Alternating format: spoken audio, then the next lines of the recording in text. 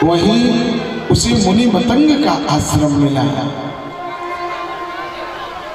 सबरी को सेवा करना आता है। सबरी जब सुबह सुबह मुनि मतंग गंगा स्नान को निकल के अपनी कुटिया से, उसी समय सबरी कुटिया में घुसती है, कुटिया को लीप देती है। दिन भर सूखी सूखी लकड़ियां चुन करके रखा है, उन लकड़ियों को ले जाकर के वहां रख देती है कि ऋषि होम करेंगे। कंद मूल फल चुन चुन करके रखती है, वो ठाकुर जी के भोग लगाने के लिए ले जाकर रख देती है। गुरुदेव आएंगे तो इस फल को पाएंगे। नित्यदिन सेवा हो रही है। मुनि मतंग को लगा कौन है जो इतनी उत्तम सेवा कर रहा है, आखिर वो मुझसे चाहता क्या है। एक दिन मुनि मतंग अपनी कुटिया से निकले, एक वृक्ष की ओट में खड़े होकर के देख रहे हैं। वह सबरी कुटिया में गई, सेवा करके जब लौटने लगी, मुनि मतंग दरवाजे पर खड़े मिले। अब तो सबरी थर थर कांपने लगी, क्योंकि चोरी छिपे सेवा करती रही ना। अब उसे लग रहा था पता नहीं ये मुनि मुझे श्राप देंगे या दुलार देंगे, पता नहीं क्या करें। वह रोने लगी, आंखों में आंसू आ रहे हैं, थर थर कांप रही है। मुनि मतंग ने बड़े प्यार से पूछा, पुत्री तुम क्यों सेवा कर रही हो, क्या चाहती हो मुझसे। जो अनाथ थी सबरी, जिसने माता पिता को छोड़ करके जंगल में आना स्वीकार कर लिया, आज उसे संत मिल गए, गुरुजी मिल गए, उसे माता पिता मिल गए। अब मुनि मतंग के मुख से पुत्री शब्द सुन करके तो उसके गंगा जमुना का प्रवाह उमड़ पड़ा। सबरी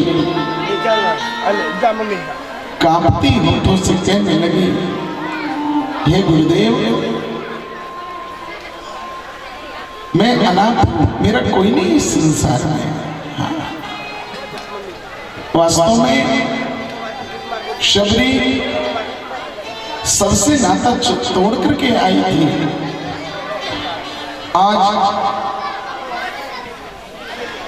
आज गुरुजी मिल गए, और देखो जिस दिन गुरुजी मिल जाए जीवन में ना, प्रभु का मिलना निश्चित समझ लेना चाहिए। गुरुजी ने कहा, सबरी तुम्हें कहीं लुकने छिपने की जरूरत नहीं, आज से तुम इसी कुटिया में रहोगी, और तेरे मन में आवे जैसे सेवा करना, प्रेम से रहना। सबरी को गुरुजी मिल गए, राम नाम मंत्र मिल गया, ठाकुर जी की सेवा मिल गई। अब बड़े चाव से वो सेवा कर रही है। लेकिन देखो मृत्यु लोक है ना, आए हैं सो जाएंगे, राजा रंग फकीर सबको जाना है। मुनि मतंग के स्वर्ग जाने का समय आ गया। भगवत पार्षद विमान लेकर के आए हैं ले जाने के लिए।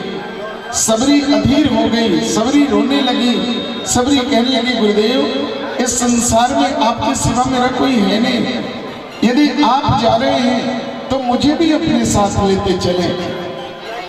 गुरुदेव ने कहा कि नहीं नहीं पुत्री, यहाँ तो कर्मानुसार लोग आते हैं, आगे पीछे आते और आगे पीछे ही जाना पड़ता है, कोई किसी के साथ नहीं जाता। और वैसे देख पुत्री, मैं तो प्रभु से मिलने के लिए उनके गांव जा रहा हूं, उनके देश जा रहा हूं, लेकिन तुमसे मिलने के लिए प्रभु तेरी कुटिया में स्वयं चल के आएंगे। तो चिंता न कर, तू प्रतीक्षा कर, प्रभु तेरे एक न एक दिन प्रभु श्री राम तेरी कुटिया में स्वयं आएंगे, तू प्रतीक्षा कर। अब वह सबरी नित्य दिन